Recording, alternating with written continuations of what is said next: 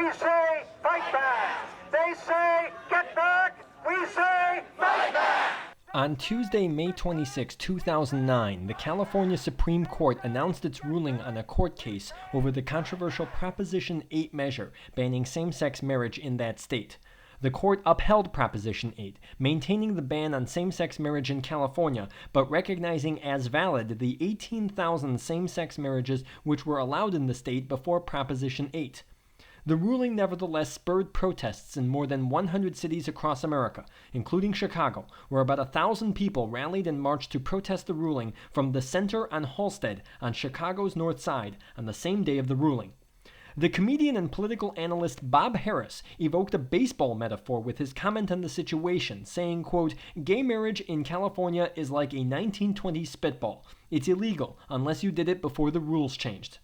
Speaking of baseball and Proposition 8, the Center on Halsted, which saw Chicago's anti-Proposition 8 protest, stands a block away from Wrigley Field, which, at the time of the protest, was supposed to see the Chicago Cubs play a baseball game. That game was temporarily delayed by rain, but for the protesters angry over the ruling, there was no rain delay. The rally and march proceeded on schedule. In the great city of New Orleans, there's a tradition that when somebody is buried, the processional after has moments of somber music, moments of sadness, and then as quick as a lightning bug, there goes a jazzy and jubilant mood. They're not mourning a death, they're celebrating a life. Today, we have a defeat on our hands. We are here together in defeat. But brothers and sisters, we do not have time to mourn.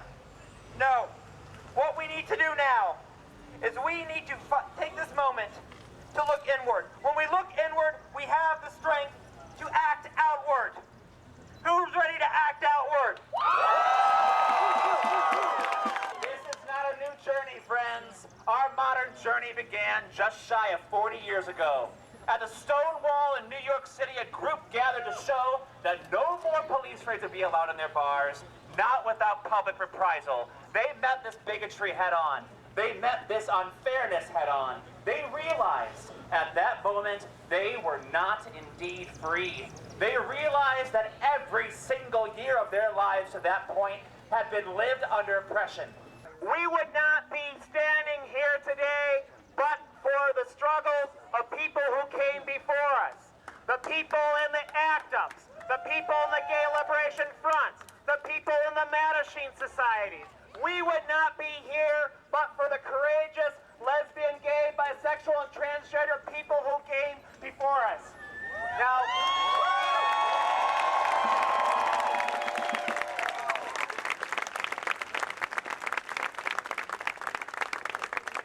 we will not be subjugated by people in California, by people in Springfield, by people in Washington, D.C.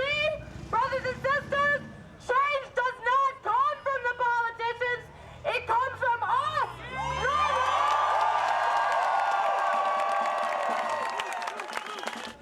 in polite society today, it's not kosher, shall I say, to discriminate against Jews or women or African Americans. Yes, it does happen, but it tends to be behind the scenes.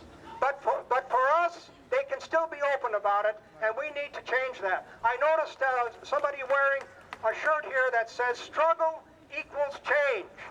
And that is what will bring about change, is struggle.